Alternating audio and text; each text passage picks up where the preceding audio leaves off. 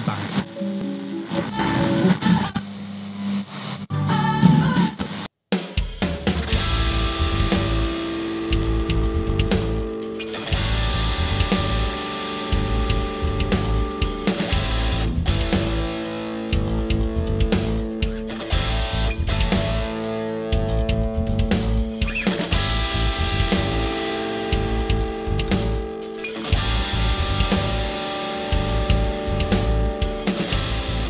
And welcome back to Carmicast. This is episode 7. We're starting to lose count, but I believe it's 7. Yeah. Today's guest is Jenny Bingman Howard. She's a speech and language pathologist. We were debating on whether or not to call her a speech therapist, and we thought speech and language pathologist sounded cooler. Yeah. And an avid runner. Speaking of that, I'm kind of mad at you because anybody that's ever seen me in person obviously knows I'm not the pillar of health. And every time I drive by and see you running, I feel disgusted with myself. See, I'm motivating you to get out true. there. That's what it is. Yeah. You're welcome to join me on a run anytime. Oh, I know. And then about 20 seconds later, I pull into the drive-thru and McDonald's, order, a couple number 2s or something. Yeah. I always wonder what people think when I run past Dairy Queen to get to my house and people are coming through the drive-thru. I always wonder if people, what's going through their mind then. Like, man, she's really pumped up for Dairy Queen. I mean, if they're eating a Blizzard and watch you run by, they're probably a little mad at you. I would have to guess. Hey, do you still have your Mastiff? I do. Yes, Raider. He is 9.5. Which is old for a Mastiff. It is. It is. He is not in the best of health, but he's still pretty peppy and gets around with the help of some nice pain medicine. Oh, yeah. We had a female Mastiff, and I think she lived to be 10, which is good That's for a up there. giant breed. For those of you listening that don't know what a Mastiff is, probably the most famous one would be, was it Hercules from The Sandlot? Yeah. Hercules. I think that's right, yeah. Yeah. Yeah, Raider is 170 pounds. Jeez. He is a big baby, but his bark, I mean, if you don't know how sweet he is, you wouldn't know it by his bark because it's pretty terrifying if he's barking at you. But he's pretty protective of me. But other than that, he's a big old softie. Yeah, people always say they're gentle giants, which they are. They're lazy. Matter of fact, I read one time that it's one of the best dogs you can keep indoors because they don't require a lot of energy. They Absolutely. just kind of lay around.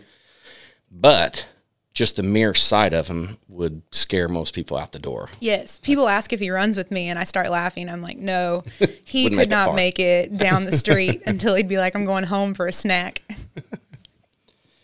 Well, make sure you guys are tuning into our website, which is carmicast.com, because this is not the only show. We have several other shows that are actually doing pretty well, probably better than this one. And that's the easiest way to find them. If you go to the website, there's a tab that says shows. You can click on each one, and it has all the links to every episode on there. So make sure you're checking out the other shows, and it would be a huge help if, when you do watch us, whether it's on YouTube or wherever, to click that subscribe button. That helps us out entirely. Yep. Today's episode is sponsored by Mccarthy Law Office here in Carmi. And I think our best bet is to just jump into some current events here. And we'll take a break here in about 20 minutes or so. And we'll come back and hear what Jenny does for a living, which is going to be pretty interesting. But this afternoon I got online, was just printing out I always like reading this weird news stuff.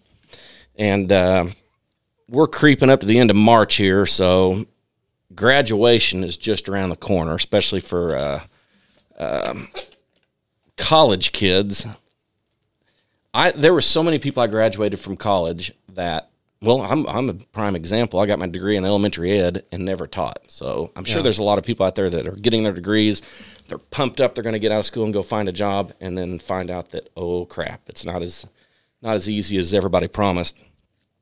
So I got a tip for all the college graduates out there. If you're looking for a job, Oscar Mayer is hiring, I guess what they call hot doggers to drive the Wienermobile. Have you ever seen the Oscar Mayer Wienermobile? I'm about to turn this thing off right now. He's found his new job. I've found my calling. I've seen it before, and I've seen several people, like when they see it, will post it on Snapchat and stuff. But I just always assumed that the Oscar Mayer Wienermobile, that was its sole purpose, was just to drive around so people would see it on the road. Yeah. I thought that's all it was. Well, evidently there's more to it than that.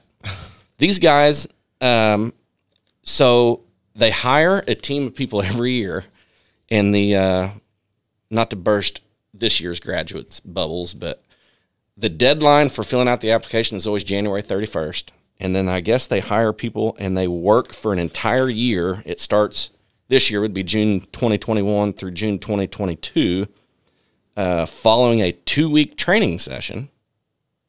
So when I read that, I thought, well, they're not just driving a Wienermobile then, because it has to drive just like a normal car. But they actually like go to media appearances, charity functions. I'm assuming hot dog eating contests and you name it. I would hope. It doesn't say what the pay is though.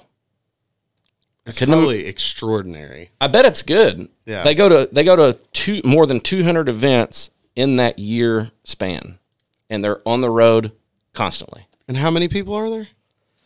You said does a it team say? of something? Well, in this photo, there's 1, 2, 3, 4, 5, 6, 7, 8, 9, 10, 11, 12 hot doggers. You're telling me that 12 people can fit in that car? I don't know if they all have to ride in the car or if there's a multiple Wienermobiles. like a caravan that follows them. You have to pay me a lot to do that job, I'm pretty sure. Is it like a marketing degree? Is that, Well, it does say, handy. I read that. It says that they want people to have a marketing degree or something else to do this. That would make sense. Yeah, but I mean, I guess that is kind of... I'm in the running. I have half a marketing degree, kind of, so... Matter of fact... halfway there. Was it last year? One of the hot doggers... The hot doggers. proposed to his fiance with the wiener in the background. Oh, well, of course. I mean... I'm sorry, it's just a no. Yeah. I would probably just say no. Did you just really propose to me with a big wiener in the background? I mean, unless they're going to donate some hot dogs to the reception or something like that, maybe that can go in with the deal, but... It's in the article I read, it says, it's not unusual to make the news while traveling in the Wienermobile. Last year, one of the crews made headlines after getting pulled over in Wisconsin for breaking the state's move-over law, which I literally just talked about last episode, which is Scott's law. Yeah. That's where you're supposed to get over if you see emergency lights flashing. So the Wienermobile didn't move away from an ambulance. Nope. They got pulled over. Yep. Now, I don't know if this will change your yes or no to the proposal question, but he did do it at Yellowstone National Park. Okay, that's a little better. I mean, you've got the good scenery there, so, I'll give him a little props there, but... I bet that thing rides awful. Oh, I can't imagine it's comfy. But look at it. I mean, look how cool it looks. I mean, do you have to have a special driving license to drive that? It's probably a Type W license. If all those people are in the vehicle, I think you'd have to have a chauffeur's license. Probably. To haul You probably it. would if it's 15 people that fits in it. What if it's probably just an old, like, Yukon stretch limo and they just put a shell of a hot dog on it? It's a hot dog limo. Yeah. It does have duals on the rear. So it might be like a Ketchup and mustard come out. like an F350 or something with just I'm going to act like I know what that means when you say there are duals two on the tires on the rear. Okay. But I guess You got a girl who doesn't know much about vehicles joining you today. I would assume it's heavy. I bet you there's a lot of our listeners have seen it Yeah. on the road at some point in their life because it's been around for years. I was reading some of the comments, and one guy said he remembers seeing it like in 71 or something. Don't quote me on that. 1771? Yeah. Pulled by horses and buggies. Oh, yeah. Anyway, now I'm hungry talking about hot dogs. I always love a good hot dog. Yeah, so speaking of food, which this is kind of old news. This was published in February, but we have not done too many episodes since then. But the day before Super Bowl, North Carolina firefighters were dispatched to a restaurant. They were getting reports that it was on fire. When they showed up, evidently, they were just cooking 10,000 chicken wings. And the smoke was bellowing out of this building, out of the hood. Why would they cook 10,000? Well, they claim that they are the, what did they say? I don't want to say the founder of Buffalo Wings, but I don't know. They're high in the buffalo wing business, I guess. Oh, okay. But I thought, man, I mean, 10,000 wings is huge. But take a guess how many chicken wings they've estimated people eat on Super Bowl Sunday. Oh, man. Across the nation. You want to take a stab at it? How many do you eat? Me? Yeah. Oh, man. On Super Bowl, just Super Bowl? Yep. Easily 10 at least. Yeah. That's a minimum, I'd say. When I went to college at USI, I bet you I at least ate 24 wings a week living over there. Wow. Like at Buffalo Wild Wings or something? Yeah. Oh, yeah. I love chicken wings. You probably don't eat chicken wings. I don't eat a lot of chicken wings. You guys sound like you eat chicken wings like I eat Mexican food. Yeah. Yeah, I love chicken wings. I just had chicken wings last night, actually, at Fire Dome in Henderson. It's a wood-fired pizza and wings place. Now, if I'm going to have chicken wings, I want bone-in. I'm not I'm not a big boneless. I want to go bone-in for the chicken wings. I mean, as far as I'm concerned, there's no such thing as a boneless wing. I was about to say that it's just a glorified chicken nugget is all it is. Basically, yeah. Fancy sauce on it. Yep. 1.4 billion chicken wings are consumed on Super Bowl Sundays. Wow. I mean, it doesn't. And if my math's right, and I've cut a lot of chickens up, I'm pretty sure each chicken has 2 wings. Now, if you split them... Why did I have to think of that? If you split them... I know. I was thinking about it, too. I was picturing it. It's like, wait, no. That would be 700 million chickens have to sacrifice their lives so I can feel like an idiot every time I see her running and just gobbling down on Super Bowl Sunday. The purpose of running, though, is to live a healthy lifestyle, not necessarily so you can eat. So that's a big frame of mind I've had to get in myself. I don't run so I can eat more wings or more cookies. I run to be Healthier. Right. And so it's not like I eat a cookie and I'm like, oh gosh, I got to run later. So I've tried to change that frame of reference in my mind because I found myself doing that a lot. Like, man, I'm having a brownie today. I'm going to have to run 4 miles later. So now it's like I run so that way I can live a healthy lifestyle. And every once in a while, if I want to enjoy this chicken wing, I can do that. Yeah. How many days a week do you think you run? I run consistently 5 days a week. Every once in a while, 6. It depends. I have a coach who it's kind of like my gym membership. He's out of New Jersey, and he's a certified something coach.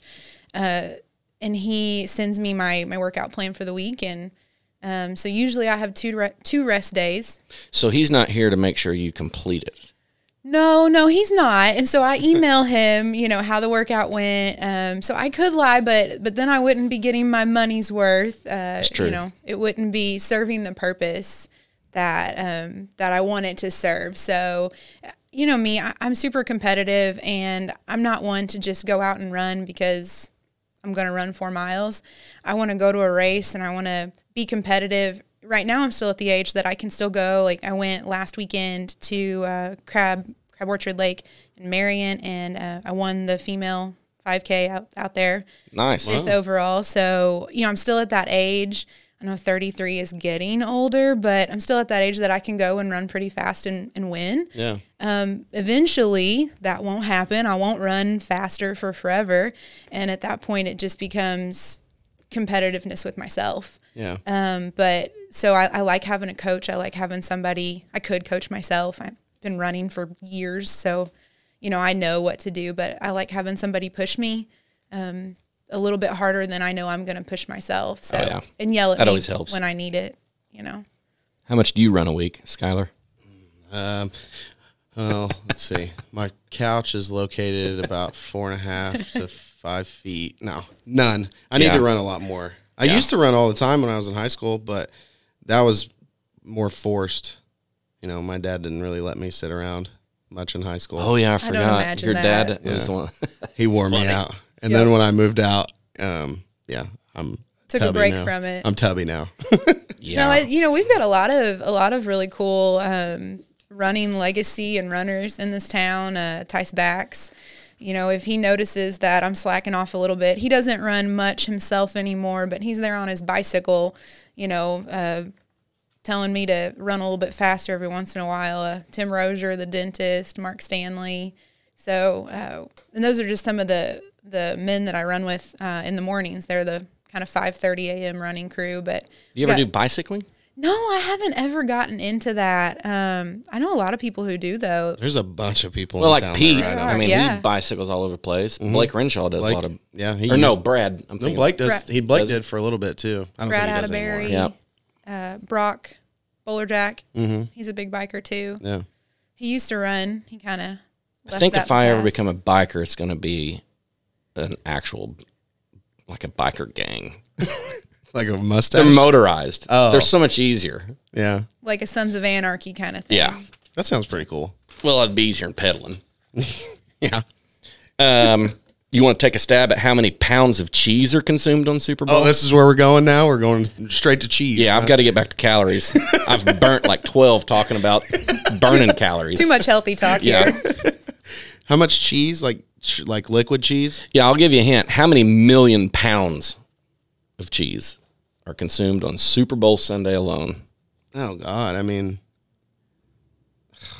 20 million pounds. So we're slaughtering a bunch of chickens and milking a bunch of cows. I can't even imagine what 20 million pounds of cheese would look like. Yeah, I would have no clue. It'd be bigger than this room. Just full of cheese. Yeah, I could not imagine. Kind of grosses me out thinking about it, honestly. Yeah, I'm sitting here like thinking about that. Just doesn't sit well with my stomach. Yeah. Well, here's something you can think about. This is totally off the food subject. A Seattle woman went to a thrift shop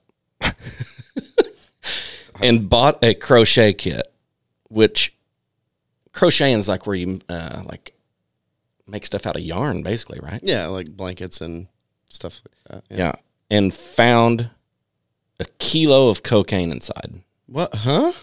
She went to a thrift shop, bought I'm assuming a used crochet kit, Yeah. got home and found like this yellow package in it, and it was marked 100%.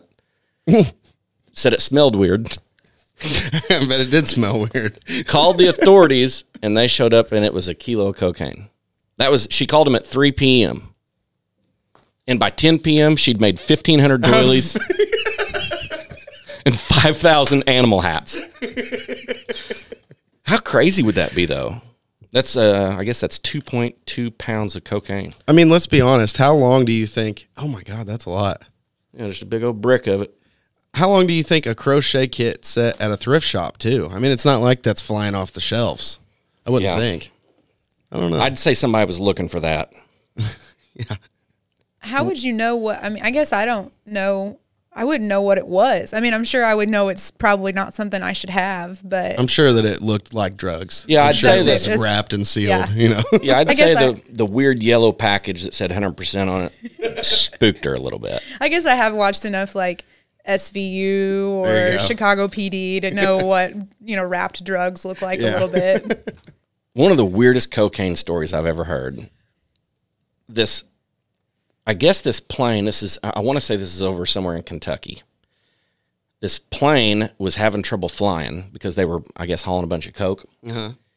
And they decided the only way they were going to survive this, whatever was going on, was to start pitching stuff out to lighten the weight of this plane. So they started throwing these bricks of cocaine out. And I don't remember if the plane crashed or what. But anyway, all these investigators showed up, realized it was a drug run, and somehow they knew how much cocaine was supposed to be in this thing. And they were missing some bricks. So they go looking for it. And evidently I don't know if it was a grizzly bear or a black bear, found one of the bricks, like 10 pounds of cocaine, and ate every bit of it. Now, if I'm in the woods and I come across a bear, I'm going to be freaked out. If I know he's just eaten 10 pounds of cocaine, I'm going to be really that would be the most deadly animal on planet Earth. Other than the one, didn't somebody told me the other day that alligators got a hold of some meth? Yes. It was in Florida. It was in Fort Lauderdale, Florida, actually. I think it was a similar situation. Somebody thought they were going to get pulled over and was driving by a lake and tossed it in the lake, and an alligator ate it. Who would win in a fight, a coked out bear or a methed out alligator? This is we went from cheese to this. But we just lost half of our audience, I would say a bear, though. But anyway, I guess the bear died, obviously, but they now have it stuffed in a museum in Kentucky. This is no joke. They've nicknamed it Pablo Escobar. Oh, Seriously. And you can go see this thing in some, I don't know, like a museum or something in Kentucky. the Animal Drug Museum. I guess. Yeah, so a similar story. This incident occurred in Arizona last Sunday. Their parents bought their child a toy glowworm at a thrift shop and found a bag with 5,000 pills of fentanyl in it. Jeez, what is happening at thrift stores? Yeah, I don't know. Is it like the undercover drug ring there or something? I guess. It's just a weird world out there. Which brings me to my next story. Florida school principal and daughter arrested for allegedly, they're innocent until proven guilty here, hacking students' accounts to cast homecoming votes. So this lady's assistant principal, she has a daughter going to school who's running for homecoming queen. They hacked into their, what did they call it? Like their school emails? Like focus accounts. So it'd be like their school, like Zoom meetings probably. And cast over like 200 votes for this girl for homecoming queen. Well, I mean, at least they did it for something important, you know? Right. Like, listen, you have got to win that. I don't even remember who was homecoming queen when I was in school. The only person that remembers who it was is who it was. Right. It wasn't me, so you and know. the king who had to kiss her. Yeah. Which I'm sure we're not doing that anymore. Oh, no. Probably not. But anyway, they got them they've been charged with offenses against computers, unlawful use of a two-way communications device. Wait, what was that first charge? Offenses against computers. Why does that sound like somebody beating up like an artificial intelligence? Yeah. Beating up a robot? Oh, I've beat the crap out of a lot of keyboards. Yeah, same. Unlawful use of a two-way communications device, criminal use of personally identifiable information, and conspiracy to commit these offenses. So, well, first off, I mean, do people really care that much about becoming a homecoming queen? I guess some people do. I mean, Yeah. Enough to spend jail time over the deal? I'm confused about the two-way communication device, too. Was it, I'm guessing because it's computer to computer? I'm assuming. Those are the weirdest charges for that, like, case. Yeah. I know everybody's waiting for a punchline joke, but Where do you find this stuff? it's just weird news. I'm so sick of listening to the normal news because it's just opinion stuff. I just want to know. I almost facts. don't even know what to say about that. Like, I just to think that that's so important to somebody that they're gonna hack into like other people's accounts and. Well, it's not like it was 5 either. It was 200. Right. Right. And you know you're going to get caught because when these people go to cast their votes, like your vote's already been cast. Yeah. So, Especially if it was a school of like 400 people. and if I was going to be homecoming king, I mean, that's something you can say the rest of your life. I was homecoming king. Mm-hmm. Why would you want an asterisk next to it? Mm-hmm. Like, why? I mean, you're not really the homecoming queen if you cheated to get it. You got to spend the rest of your life knowing you cheated to become the homecoming queen if you didn't get caught. I wonder if the girl knew about it, though. I'd say it was probably just a crazy mom wanting her. Well, they charged the daughter with all this stuff, too. Really? She went to school bragging to other kids that they did it. Oh, yeah. Well, it sounds like the smart part of their brain is not quite tracking right. Like if mom is doing that and then the girl goes to school and is bragging about it, you know, I don't know. It sounds like the apple doesn't fall far from the tree on common sense there. So Definitely. And I guess they did all this in the same computer, which you'll know more about this, but it's an IP address. Yeah, so 120 votes came from the same IP address. Yeah. Which is kind of what her going to school and blabbing and then everything coming from one IP address. It's open and shut case, Johnson. Yeah, tip the authorities off. Yeah. Actions have consequences. Yes, they do. There's part of it. That is true. Yeah. So another thing I like to look up, and when I'm bored, is new records that have been broken. Guinness Book of World Records. I've got 4 here. One of them really drives me nuts because I think that I can beat it. Okay. And I'm going to try to beat it on the next episode. I would have done it today, but I didn't have time to go get what I needed. I'm going to save it for last. The first 3, I can totally understand. So we'll start with the man in Iowa used his mouth to catch 67 pieces of caramel corn thrown by a friend in 1 minute. Wow. That's more than one a second. Wow. Now that's impressive. Yeah. That would be like Sheriff Randy Graves at a all-you-can-eat crab legs buffet. Sorry, Randy. Everybody knows you love crab legs. I think that's impressive both ways, too. Not just the person catching it, but the person throwing, too. Like, you have to both be on point for that. Could you imagine being the person, because they have to have somebody there that, like, judges it? Oh, to get classified as a Guinness World Record holder, Guinness has to be there. Yeah, they come and they do everything. Set it all up. Yeah. How many did he miss, I wonder, though? They probably had to do a couple test runs. If he missed a bunch, that makes the guy throwing it even more impressive. I don't think they would miss, though, because that would...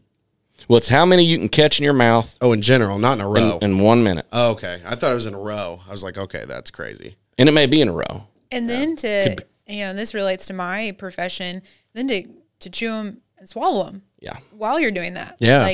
He had to swallow them whole. Right. There's no way you could get 20 and then chew them and then... It's a choking hazard. Yeah. I still have hot dogs on the mind. I still got hot dogs on the mind. The other night, I forget how we got on the subject, but me and Abby were talking about like food eating contests, which Finley started asking about it. So I was showing her videos of people, these hot dog Joey Chestnut? Yeah. Joey the... Joey the Mouth Chestnut. Is it the Mouth? Oh, he's got a bunch of names. I want to say the record was like 80-something hot dogs. I watch it every year. That's bun included, right? Oh, yeah. He dips them in water, dude. He gets 4 in a hand, or he'll get 2 in each hand, and he'll dip them in a glass of water and slam them and do 80, like 81 or, yeah. I don't know if everybody I might be able to eat 4. Yeah. Or 5. I could eat probably 5, but 6 if you were pushing me. If you're out there, look up Joey Chestnut and look up his intros. So they do this on 4th of July every year, and he has like the greatest walk-in intros I've ever seen. Like 2 years ago, they had a bunch of dudes like shirtless carrying him on like this big pedestal, like Egyptian god, and they had this guy like doing an intro. Oh, it's great. It gets you hyped up. They should have drove him in on the Wienermobile, which I think it's actually Nathan's that does Nathan's. Yeah, they should get a Wienermobile. Nathan's. Them and Oscar Mayer should have a derby. Yeah, anyway. The next one, I don't know if this is as impressive, but getting everything to do it would be. A California brewery broke a Guinness record when they used a catapult to launch a keg a distance of 438 feet. Wow. How heavy is a keg? I don't know, but they're heavy. I mean, they're probably 100 pounds, give or take, 50-something. Even if it's empty, I think that would be a long distance to launch a keg. Yeah. That was going to be my question. Is it full or is it empty? I don't know how much difference that makes, but... Quite a bit. I think you said it was full, right? I don't know. I didn't read it that well. But coming up with a catapult, I think, would be the most difficult part. Mm-hmm. You know anybody that has a catapult or how to build one? No, I got a guy. You got a catapult guy. Maybe he has an engineering degree. Yeah. This, I bet you she knows what this is. I didn't know what it was, but of course I don't work out. An Ontario gym owner broke the Guinness World Record by performing 879 chest-to-ground burpees in 1 hour. Isn't that just where you go up and down? Yeah. That's all that is. So evidently, we always called them squat thrusts. Yeah. But only when you go down, your chest has to actually touch the ground and back up. We had to do them in football. They were called something else. But how many did you say? 879 in 1 hour. No way. That's a lot. Yeah. Do the math. I'm going to. I want to know how many he does a minute. No, I love to run and I love to lift, but I really dislike burpees. Yeah. 879. Not a fan. They hurt. Divided by 60. So he did 14 and a half a minute. Probably started out doing 30 a minute. Yeah. And then towards the end it was... Yeah, for straight. That's crazy. I mean, I can do 14 in a minute, but then I want to break. Yeah. All right, so if you're ready, you guys ready for the one that I think I can beat? Yeah, I'm excited. Everybody knows what a Capri Sun is, right? Yeah. Yes. The little pouch. They're delicious. Mm-hmm. Kids like them. Put the little straw in them. Yellow straw, yep. So a British man set the Guinness Book of World Records by drinking, and according to this, unless it's a typo, 1 Capri Sun. You want to guess how many seconds it took him? 3 seconds. How long do you think you could...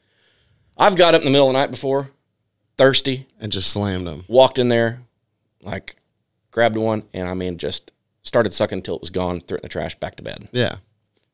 It took him 16.65 seconds. What? That can't be right. Out of the little straw? But it's right here. That has to be what it is. It's because of the little bitty straw. I can do it in less than 10 with the little bitty straw, I bet. I'm going to look like an idiot on the next show if I can't do this, but I'm going to try it. Yeah. Now, I'll try it with you. If you were to cut the pouch and pour it in a cup. Oh, dude, 2 seconds. Yeah, less than 3 seconds. Not even that. Open the throat like a snake and it's gone. Yeah, and the record before that was 18 seconds. Okay, we are definitely doing that. Yeah, tune in to next episode, folks. I am going to see how long it takes me and Skylar to slam a Capri Sun. And I don't care what flavor it is. No. I did hear about another record. You were saying those, and I looked it up just now because I knew I saw it somewhere, like Twitter maybe. But a Norwegian YouTuber, and I'm not even going to try to say his name. His first name's Jonas, but that's all I'm going to try. Broke the world record for running a half marathon barefoot on snow in a time of 1 hour and 44 minutes. What? Barefoot on snow. And in the article, it said something about, he said it's just an interesting feeling. You can't describe how your feet feel. I can. Cold. Yeah. Falling off. I wouldn't want to know. Say he was Norwegian. Yes. Explains everything. I seen a video the other day of crazy. people. It was a bunch of people running in the snow though, and they were explaining. I don't know. I forget why they were doing it. There is a thing called snowshoe running. I have a friend on Instagram who she's like the snowshoe champion. And they actually wear something. the big like tennis racket looking snowshoes. Yes. But this guy didn't. No, barefoot. this guy ran barefoot. It was like snow and ice. And remind me again, how many miles is that? 13.1. So in how long? So an hour and 44 minutes and 58 seconds. So just for, comparison, like my fastest half marathon time is 1 hour and 39 minutes, which is roughly like a 7-minute, 35-second pace. With some really miles. tight New Balances on. With some, Yeah. well, I'm a Brooks runner, so I love my Brooks shoes, but yeah. Jeez. Next thing you know, they're going to be doing it barefooted and also seeing how many hot dogs they can slam. We always just got to keep pushing the envelope. There is a beer mile. Yeah. I don't know what the record is, but there is like a I don't know what the record is either, but I know Levi Warren's pretty good at it. We used to What do you have to do? We used to do it at on Corn Day. We would do the beer mile up at the track. So Really? you have to run one lap, drink a beer, run a lap, drink a beer, run a lap, drink a beer. Or no, we didn't do it at the track. I'm sorry. I don't remember where we did it. It was a long time ago. I never did it, but I remember they did. Yeah, no, you have a team of, yeah, you do a lap. Or you do a lap, chug a beer. Yeah. Ugh. Yeah. So this says that typically you have to consume a 12-ounce beer followed by a full lap around the track. Yeah. Which is 400 meters. Yeah, so 4 laps, and you have to chug a 12-ounce beer after every one. And I think that the way that they did it was like teams. So I think it was teams of 4. So Yeah, like you'd a all relay do- race. Yeah, but you'd all do a mile. So you'd do 4 beers, 1 mile, and then your next teammate would go. 4 beers, 1 mile. I don't think I could just do the mile, no beers. No. I don't like beer, so that would not be my forte. But I think there's like a record for that too. Oh, I'm sure. People do. Oh, there's a record for about anything, I bet. Well, just today, somebody set the record for the largest painted shamrock. Some business painted a 1,100 square foot shamrock in their parking lot. And that's now the record. How they know that? You know what I mean? Yeah, who knows? We've logged every shamrock ever painted. Right. Well, that's Guinness showing up and verifying it. Yeah. We could break some records. I bet we could find a really weird one and break one here and get famous. I'm going to next show, the Capri Sun. You know what we should do? We should have a whole episode whenever we don't have a guest at some point in time that me and you just go through and try and break as many world records as we can. Yeah, I need to do all those stuff have to be things that aren't physical. Yeah. Well, what's the town? It's not too far from here that has like all kinds of world records for the biggest rocking chair, biggest pencil, biggest mailbox. I don't know. Is it Casey? Yes. Casey, Illinois? Yep. Yeah, they have all those huge things. This guy like wanted to set a record or something. He built something. Oh, they also have the world's largest wooden shoes. But after he broke the one record, then he just said, heck with it, I'm just going to start. We're breaking everything. Yeah. Yeah, let's make Carmi famous. Let's do something weird. Let's break like as many. Well, we can't do hot dogs, but Yeah, no way. maybe we can do the Capri Sun thing. I'm going to try it. I don't know if this is a record, but Jay-Z, everybody knows Jay-Z, had a rare bottle of, I'm not going to try to pronounce it, D''USSE cognac that sold at an auction for $52,500. It's from 1969, and it was called Bottle Number 1. It's stored in a transparent diamond-shaped bottle with his signature on it. I forget what they were raising money for, but it sold in an auction for $52,500. Wow. Whoever has bought that has a lot more money than I do laying around. I mean, every sip out of that thing would be $5 to $10,000. Yeah, $2 to $5,000. Better be some delicious cognac. I bet it is. Does it come with Jay-Z coming to your house? Nope. And hanging Just out with his you? autograph. Just get his signature, yeah. Jay-Z better be my best friend if I buy that bottle. I mean, you technically probably met Jay-Z, though, if you bought it, at least. I'm sure he was may have there. been at the auction. I'm sure That's he was, yeah. Did you hear about the fireworks explosion in Ontario, California? I saw a small clip of it, but... Yeah, evidently, I guess Ontario, California is a suburb of San Bernardino. 2 people were killed. It caused several structures to burst into flames. Windows in nearby homes were blown out. And according to authorities, they were like commercial grade. And they were illegal, right? Well, I would assume if they were commercial grade, and they were stored in a house. Yeah. They even, there's one video I watched where like authorities had to rescue a horse from its stable. It like caught a stable on fire and they had to get the horse out of there. I just saw like a 5-second clip on TikTok, I think, and said something like, this is what happens when you store illegal fireworks in a 2-bedroom house or something like that. Have you ever been at anybody's house when they're lighting fireworks and something goes wrong? A bunch of them go off. I have too. Twice. Yeah. I go to Andy's every year for fireworks, so you can imagine. Oh, yeah, something goes wrong every year at that, for sure. It does. I guess I don't hang out with very dangerous people. And my next thing I was going to bring up, which I don't even know if we should talk about this, but the trial has started for that George Floyd officer. I'm a nervous wreck about that because it doesn't matter which way that goes. It's going to be a storm of crap. Mm-hmm. I kind of forgot about that. That was going on. So cross your fingers that doesn't turn into another shit show, I guess I can say. Yeah. All right, well, that's probably a good spot to stop. We're going to take a break, hear from one of our advertisers that help us pay the bills around here, and we will be right back to talk to Jenny Bingman Howard. The time has come, and you're ready to pop that big question. Now what? When it comes to engagement rings, the first thought you may have is to head to Evansville, only to find yourself dealing with a pushy salesperson, a showcase full of rings every girl already has, and high prices.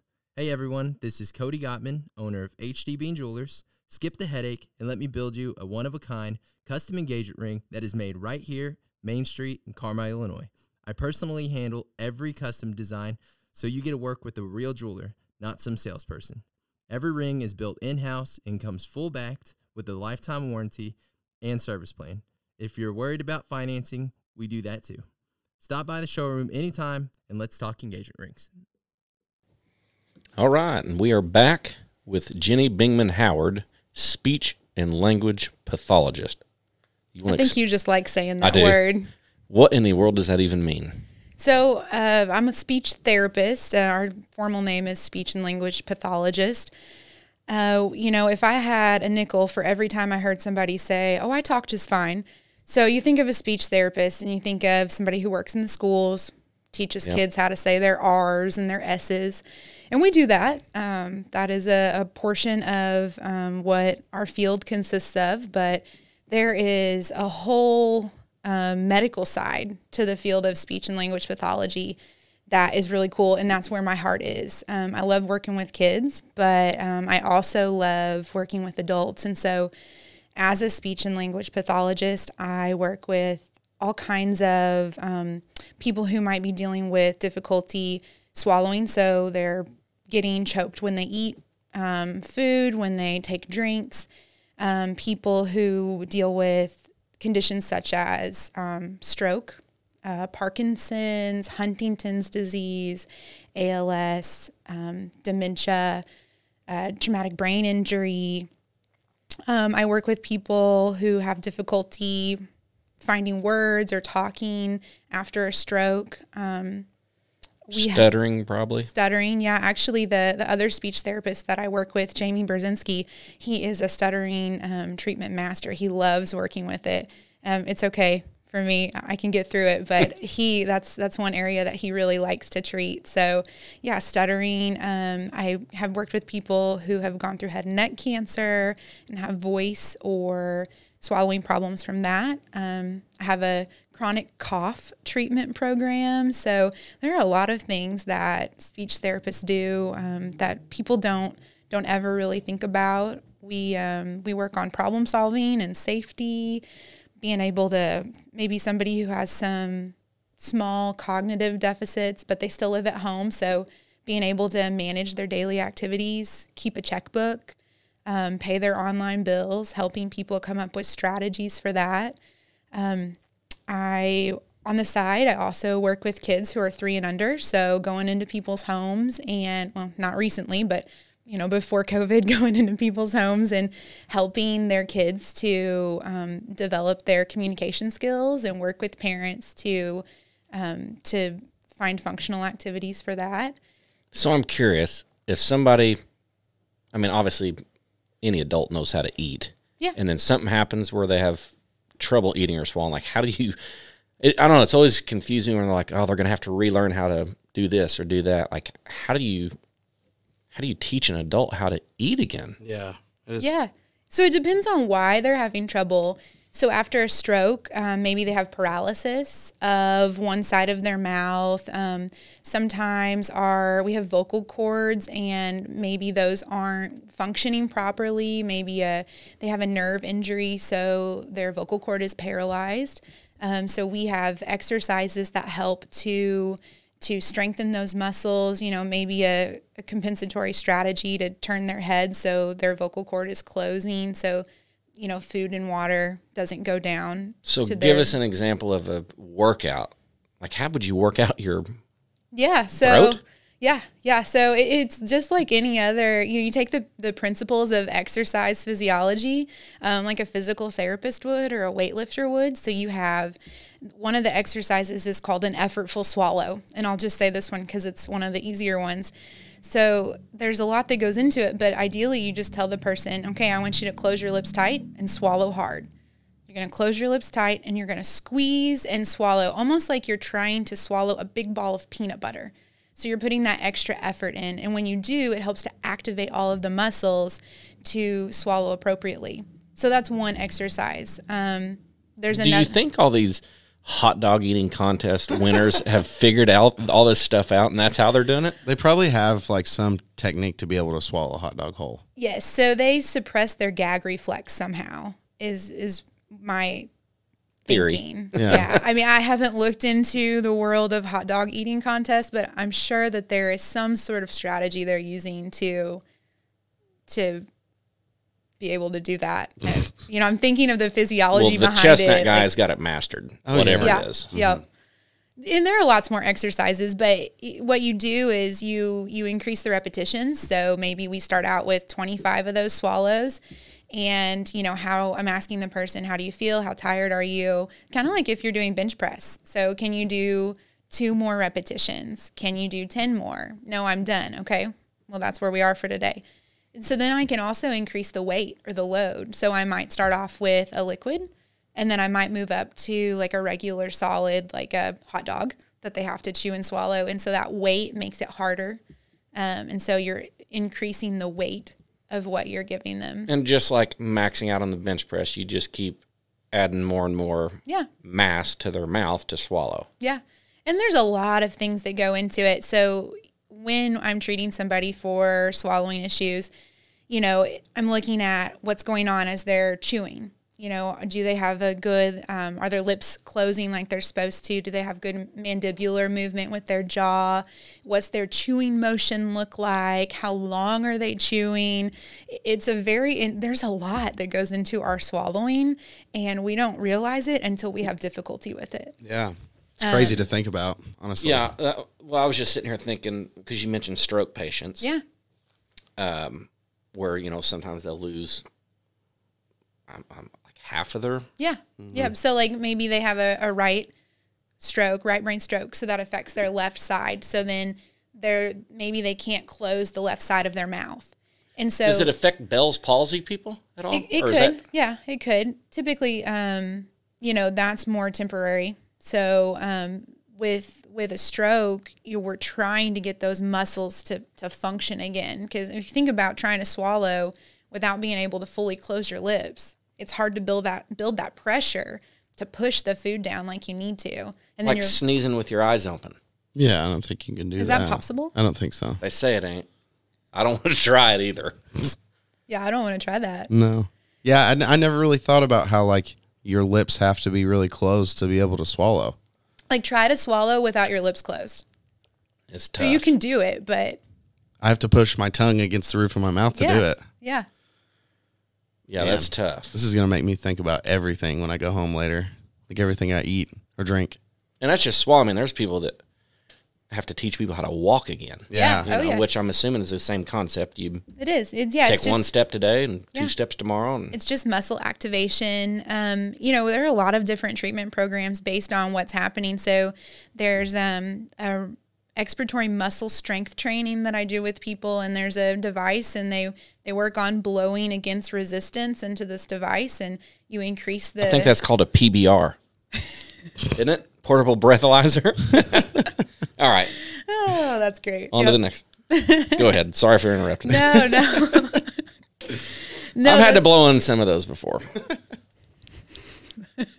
They weren't fun. Oh, I have never blown into one of those, but I have done this expiratory EMST is what it's called. But so there's lots of different treatment options, and that's what I do as the therapist. When I do an evaluation, I determine what plan of action is going to be best for them based on, you know, the deficits that I'm seeing, and hopefully that person's able to safely eat. You know, if we're talking about swallowing, which is called dysphagia, hopefully they're still able to eat something, and I can say, okay, this is the diet that's safest for you, whether it's ground up a little bit or a thickened liquid or something, and then we can make a treatment plan. The one thing that I don't have access to, unfortunately, is there are these instrumental tests that it's like an x-ray. You can actually see the food. They put some barium with it. You can actually see the food as it's going down and what's not happening, what muscles aren't doing what they're supposed to. And so if a person hasn't had that test, a lot of times I'll refer them to Evansville to get that test so I can know exactly what's going on. Unfortunately, I don't have x-ray vision.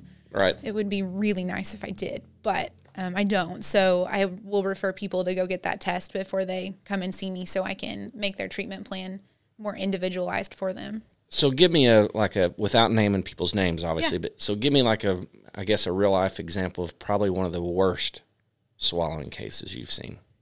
Oh yeah. So probably, you know, and this kind of goes with what I really wanted to talk about today, head and neck cancer.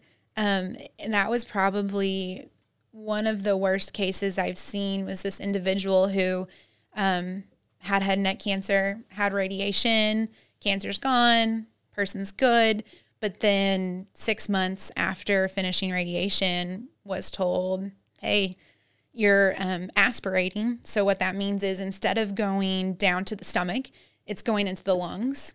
And their food's going into their lungs? Yeah. So, you know, your trachea and your esophagus are right next to each other. And we have this flap called the epiglottis, getting kind of technical here. And it it lowers or inverts to cover our trachea, and that keeps our airway clear. And so when things, when you take a drink and you start coughing, you say it went down the wrong pipe. Yeah. It really did.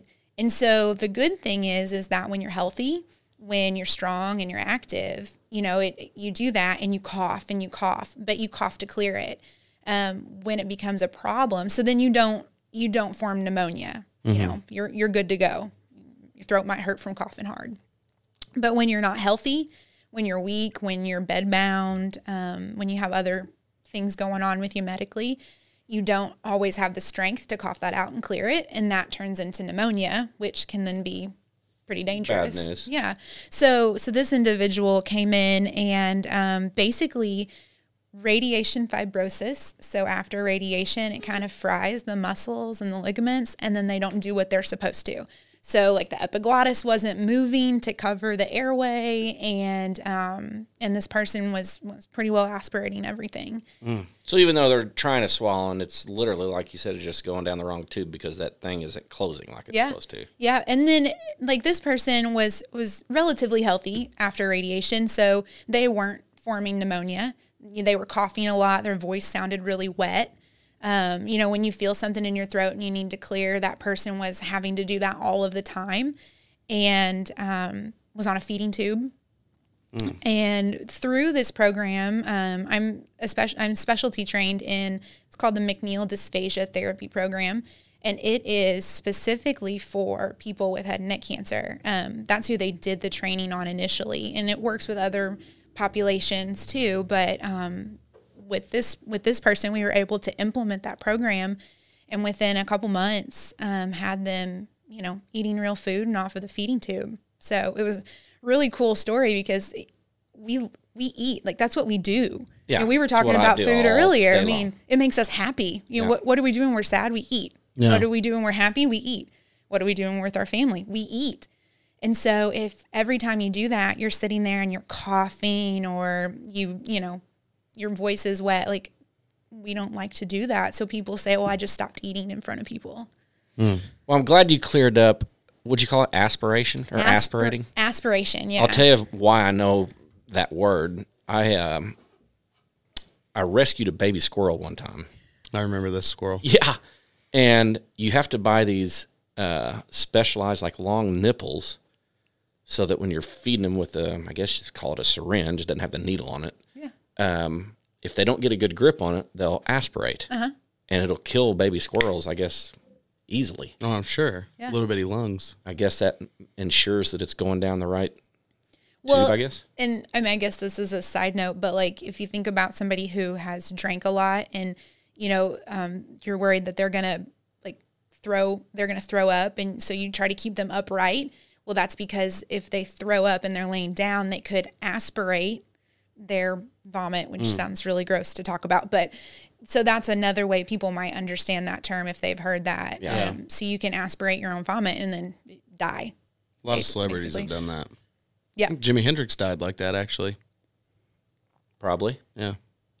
So with head and neck cancer, with this individual, one thing that I wanted to talk about today, we were just talking about, or you guys were just talking about the last episode, Scott Kinninger and his fundraiser that they did. And I've known Scott for years. I would have even said when I was a kid, he was like a second dad to me. And it just got me thinking, I want more people to know what speech therapy can do, and that we have a therapist locally that knows how to do some of these specialized treatments, that you don't have to go to Evansville, you don't have to go to Indianapolis for these special therapy treatments. So like with head and neck cancer, there's such a thing as pre-therapy.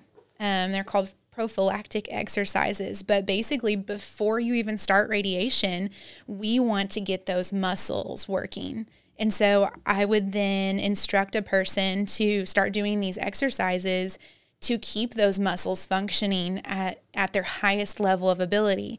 Does it mean that 6 months afterwards that somebody's not going to have problems. Not really, but their problems. Well, if you strengthen it beforehand and you're going to lose a certain percentage of that strength, you're already going to start at a higher level than what you would without the workout. Yep. Research shows us that those people do better in the long run treatment plan and they don't start off as bad.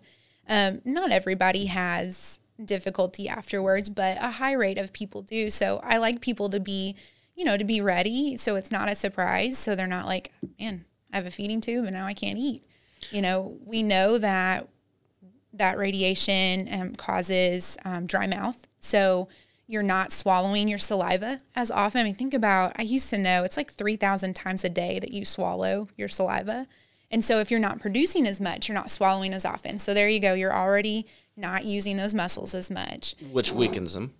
Yep. A lot of times people have a loss of sense of taste during radiation. So you desire to eat because you can't taste it or smell it. So there you go. You're weakening your muscles because you're not using them. Something called trismus where, you have trouble opening your jaw. So we work on jaw. Trismus? Trismus. Yep. So you have difficulty opening your jaw and moving your jaw. And so we do stretching exercises for that to keep those muscles moving. So all of that just kind of helps to start the process so that way we're not seeing as many deficits afterwards. But I know how soon do they need to start doing this before, like, let's say before they start the radiation? The sooner the better, obviously. Yeah. So I usually tell people just right before they start radiation to get a plan in place so we can start that going. And doctors, they can only do so much. Sometimes this doesn't get passed along to people because there's so much they have to tell them. I mean, when you're going through cancer and treatments and radiation, there's only so much that a person can take in at one time.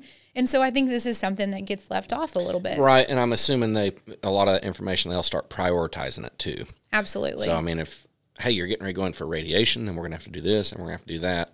When it gets to, hey, you might have trouble swallowing, that's probably way down on their priority list. It is. It isn't. And it's so important afterwards, but the biggest thing is we got to get this cancer kicked. We got to get rid of it. And I know that that's the most important thing, but then also we want to look at quality of life afterwards, what that looks like. And so two of the things, if I could tell anybody anything about going into head and neck cancer or radiation treatment is, ask about a referral to speech therapy from your doctor just to get those muscles looked at and to get a plan in place. And if you don't have trouble afterwards, then, you're good to go. But just in case you've got that plan in place. And then you may not know the answer to this, but would most insurance companies cover something like that?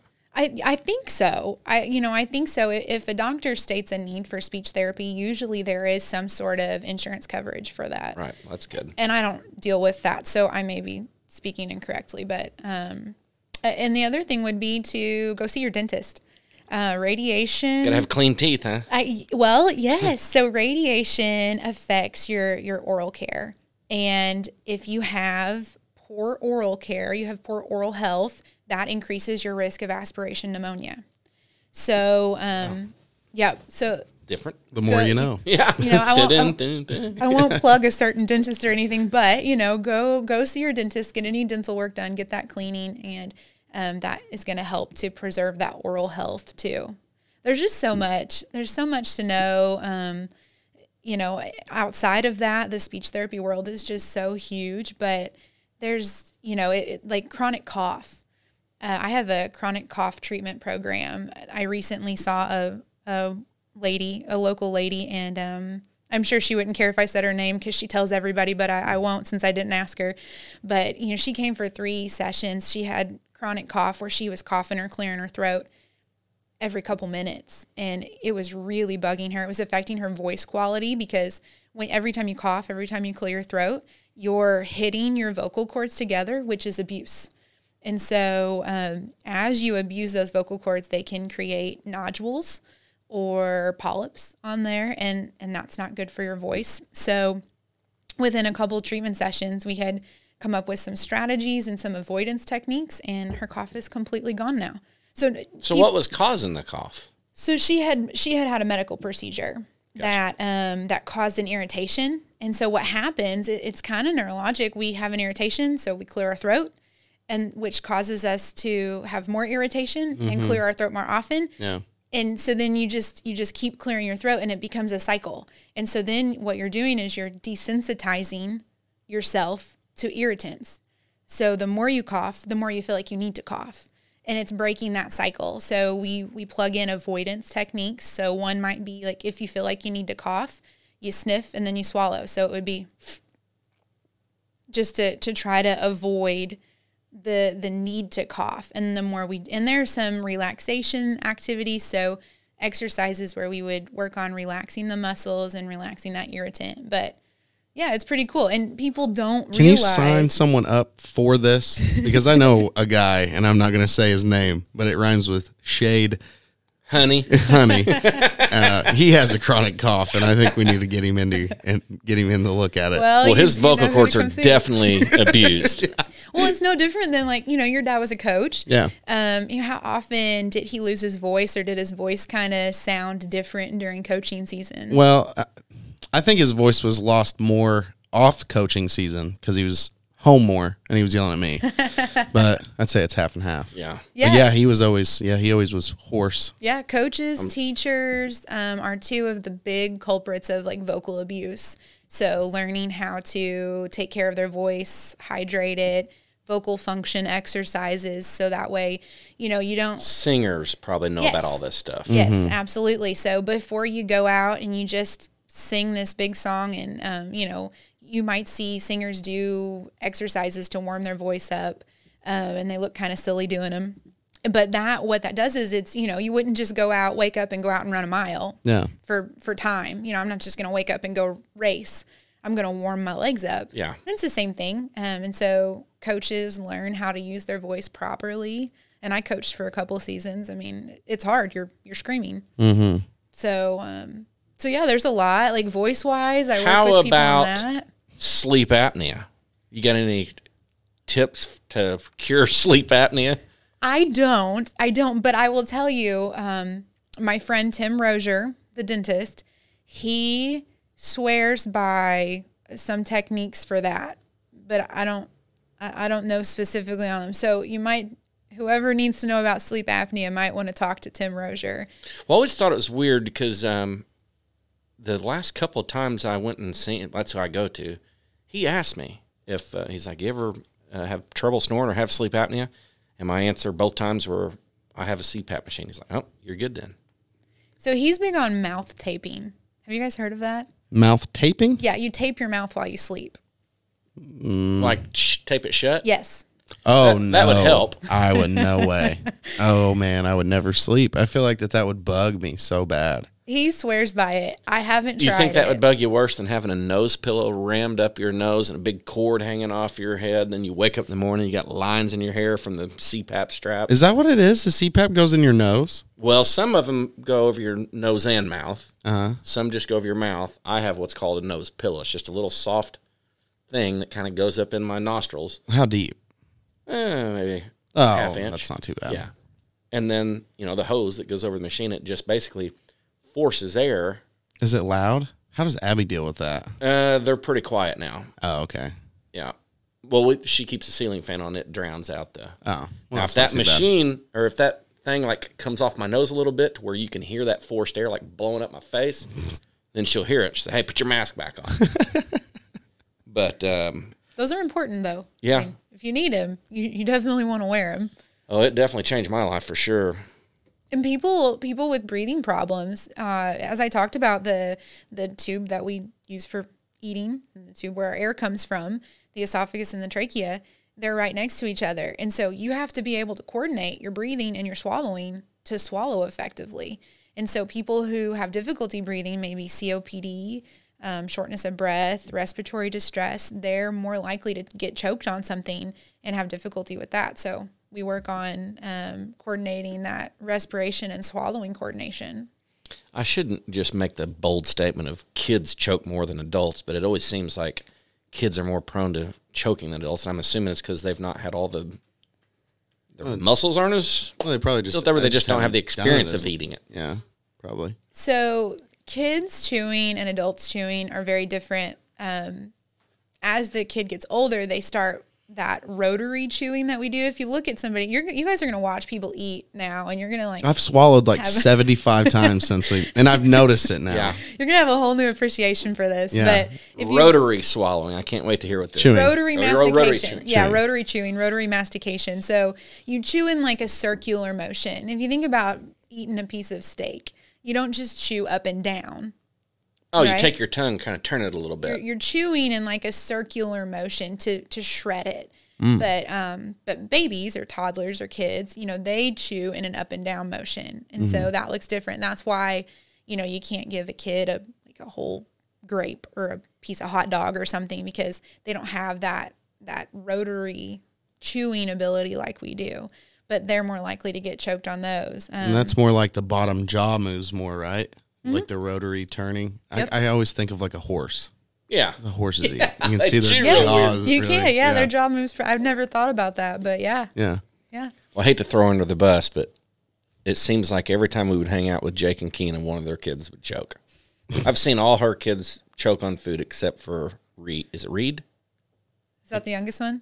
I think, no, the youngest one's Rig, right? Yes. I think Reed's the only one I've not seen choke.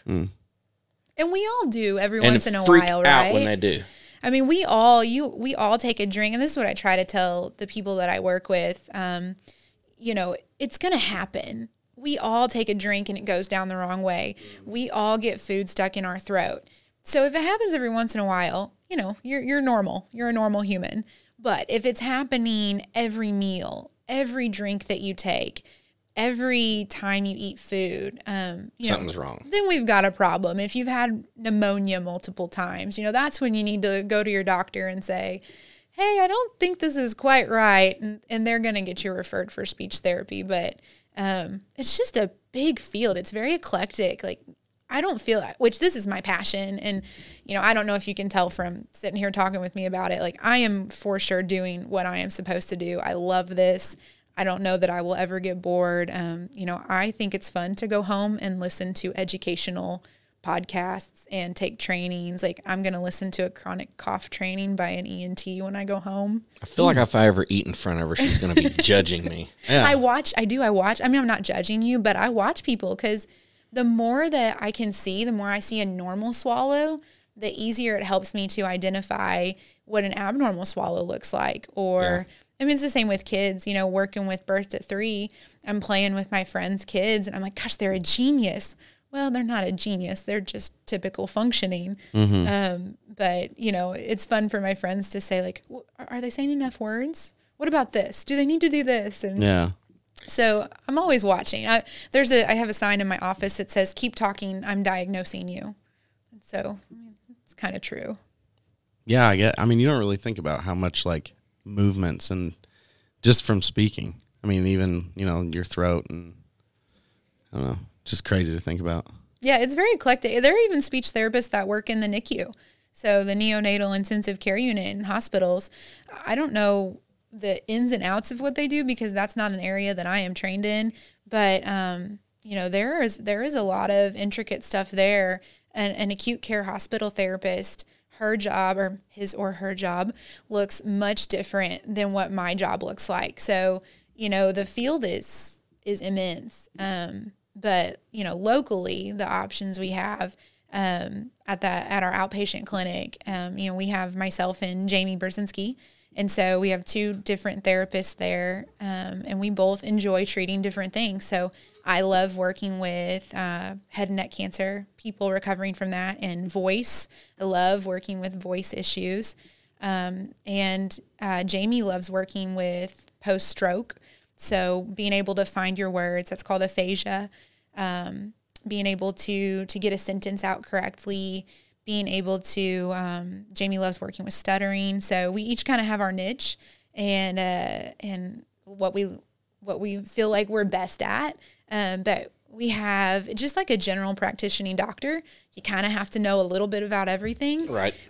I feel like we do that pretty well. We know a little bit about everything. But as I said earlier, I'm competitive and kind of a perfectionist. So if somebody's coming to see me and it's not an area that I have a ton of experience in, I'm going to be up for the next couple of nights doing as many training courses and reading as many research articles as I can. So that way I'm giving that person the best care that they can get. You know, I don't want them to feel like just because we live in a small town that they're getting a second-rate therapist. I want to be that quality therapist for them. That's good. Yeah. I wish everybody had that attitude. Yeah. Seriously. So this just always perplexes me, and a lot of kids do this.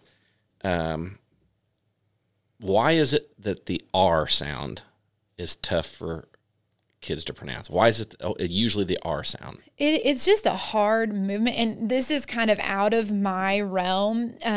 You know, those school speech therapists are much better at this, but it's just a complex movement to make.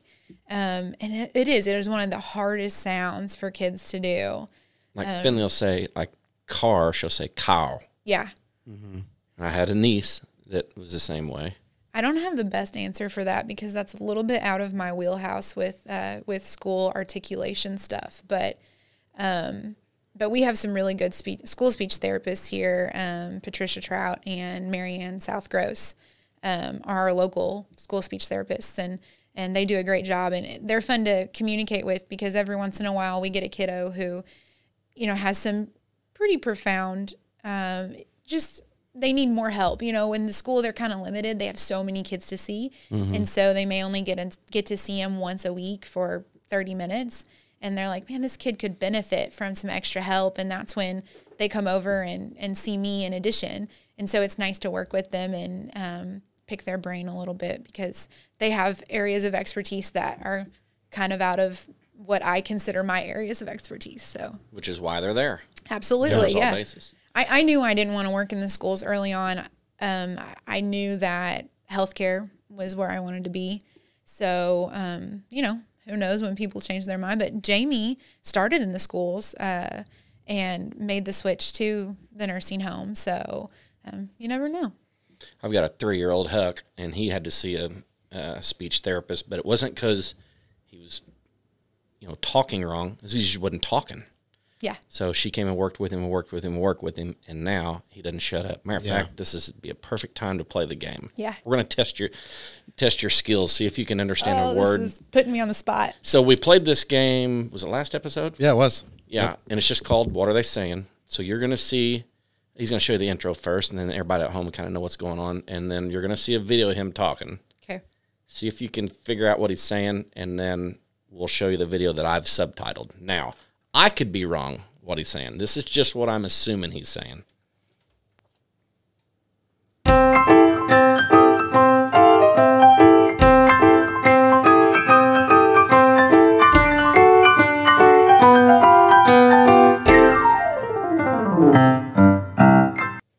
Yeah, so the other night, actually this wasn't the other night, it was probably a couple months ago, he started one of his big, long, drawn-out stories, and I just can't get to my phone quick enough. So he's down in the basement, and there's a picture on the wall that actually Aaron Costin took. Abby bought it, I don't know, somewhere here in town, gave it to me for a Father's Day present or something, but it's hanging on the basement wall, and he's talking about this photo. So Watch Punk Jacks one showing it. You watched Pump Jacks and won what? One showing. One of this one showed. One this one showed. One of that one showed. One of this one beyond wash. And this way he was. One of the punk shop. One oil. Man. One oil. No Oil? idea. Yeah, a full pump jacks.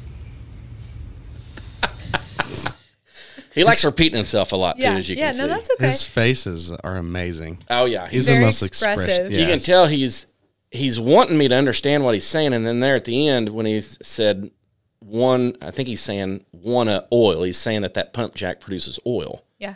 But he can tell I was kind of like trying to think what he's saying, so he repeats it. He knows I'm not understanding him. Mm-hmm. Yeah. But could you figure any of that out?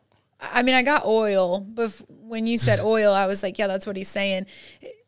Yeah, it almost sounded like he was saying like shot.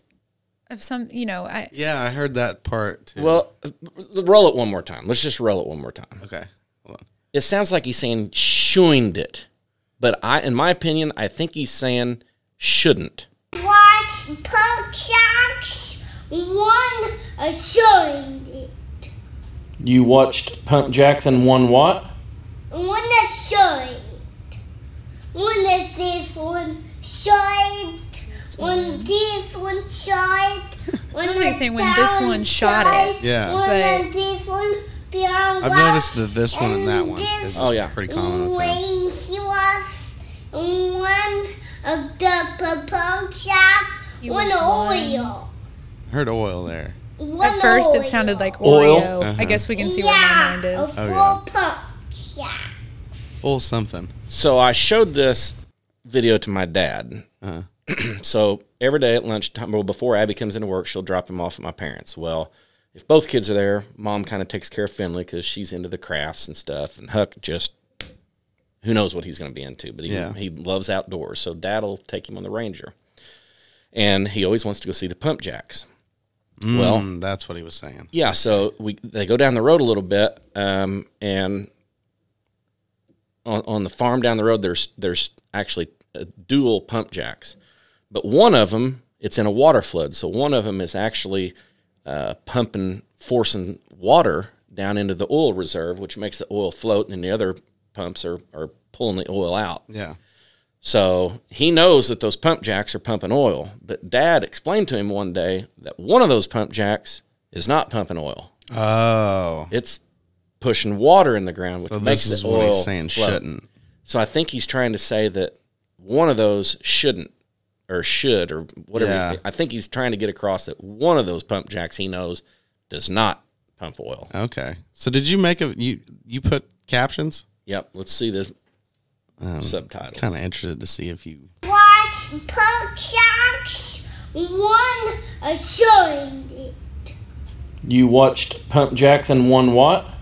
One that's showing it.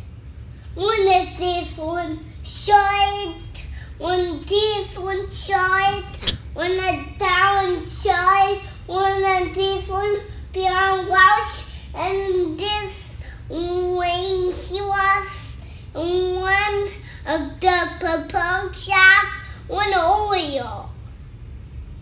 One oil. Oil. One oil. Yeah, a full pump shop.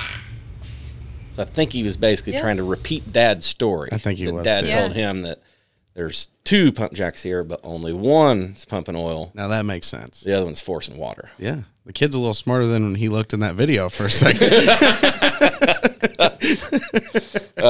He's Just a pistol. because they can't get it out quite yeah. right doesn't mean they don't understand it. So, He tells me you know. Well, you stories just all had the a medical term for that. I think you said earlier, like if they know what they're trying to say, but it just doesn't.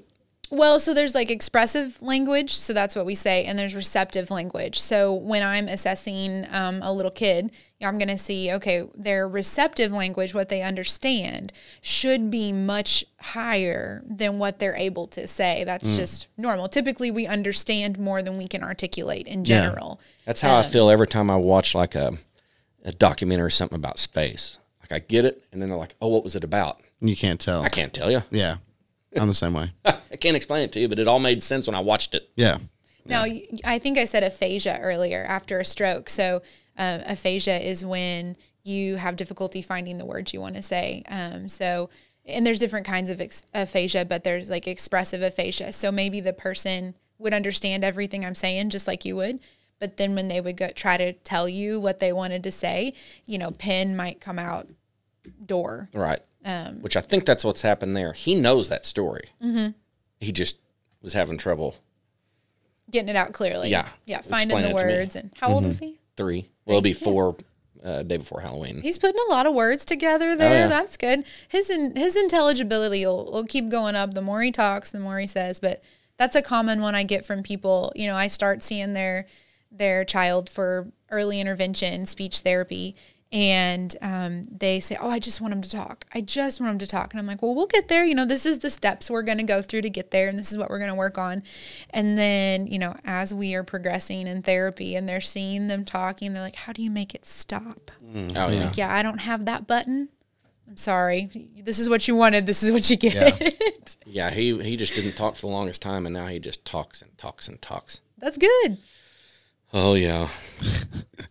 Real quick, I want to hit Mccarthy Law Office real quick. So Matthew McCarthy specializes in oil and gas, real estate, trust and estate administration, estate planning, business formation and entity law, and civil litigation. Mccarthy Law Office is dedicated to assisting their clients with their legal needs in a professional manner with friendly staff and a welcoming environment. And you can contact them at 618-380-2277, or you can visit them at 1220 East Main Street, Suite D here in Carmi. Most people probably remember where Jenny's was at, the restaurant. His office is right behind there, but they were nice enough to sponsor this episode, so we thank them for that. I also want to let everybody know that if you want to be a guest on this show, contact us. I don't know when you wrote him, but he sent me this morning. This morning. Was it last night? Yesterday when you sent me something? Yeah, I sent, I wasn't friends with you guys on Instagram, but I sent a message, and I know it goes to like a separate place or something. So I hadn't heard back in a couple days, so I jumped on my mom. I don't have Facebook, but I jumped on my mom's Facebook and sent a message. I think this morning. Okay. See, I literally made the Instagram, posted a picture, and then totally forgot about it for like 2 weeks. I honestly didn't remember I even had it. So, well, most people are going to write us on Facebook. Yeah. Anyway, but well, you can go anywhere now, though. I need to keep tabs on it. I'm pulling into Little Giant this morning, getting ready to get our meats for the day. He sends me the photo, and I was like, well, because we kind of been doing these on Wednesdays, Carmi Cast, because of all the other shows. And I was like, next week I think I have to work both shifts, so I don't really want to schedule that day with her until I get back to work and make sure that that's the day. And I was like, I'm assuming she can't do today. I was like, let me see what I can do. And then here we are. So it worked out perfectly. No, I'm happy to be here, and I love to talk in general, and maybe that's why I'm a speech therapist. But I mean, I'll talk about speech therapy all day. I love what I do, and I want to help as many people as possible. And so if I'm over flooded at outpatient with people because they say, oh well, I have an aging voice, well, I can help you with that. I have difficulty swallowing, well, I can help you with that. Like I'll be as busy or as I need to be, but I want to help people, and I don't want people to have to not eat in public or cough through a meal or not be able to get their voice out, or a kid who can't tell you what he needs or he or she needs. That's why I went into what I did, and I want to help as many people. So so I just reached out and said, hey, you guys want to talk to me today? Well, my dad always told me and my brother, if you ever find something that you love to do and get paid for it, you'll never work a day in your life. Absolutely. So it sounds like you probably found that. Yes, I love it. Between seeing kids, being at the nursing home, being at the outpatient clinic, it's a nice mix of everything. And it probably makes you feel good whenever you release them on that last session or whatever, and you just feel good. Yeah, absolutely. Absolutely. Hopefully I've helped them and they're able to go and, do what they need to and have a better quality of life. That's what it all comes down to. Having that quality of life that you can live and be happy and be safe and do what you want. I love it. Well, that's all we had for today. You want to let people know how if they want to, do any of this stuff or know someone that absolutely that needs this, how do they get a hold of you? Yeah, so you can get a hold of me personally if you want. I have my personal email is I'm putting this out there for everybody. So Jenny, JENNY MAEB as in boy at hotmail.com. I know I'm ancient and I still use a Hotmail account. Jen does too. Me too. I think I got it in like 2000. I know. I just don't want to change. I get made fun of for it. Or they can call the outpatient clinic at Wabash Christian Therapy, and that number is 618-382-2927. And our office staff can help, or they can take a message and I can call somebody back. But we'll get you to the right doctor to get you a referral for therapy, or get you over for testing or whatever needs to happen before therapy can start. But I want to let people know that there's somebody local that that can help, or get them to the person who can help. You know, if I can't help you, I'm going to tell you. I'm not going to waste your time. Yeah. If I can't help you, I'm going to get you to somebody who can.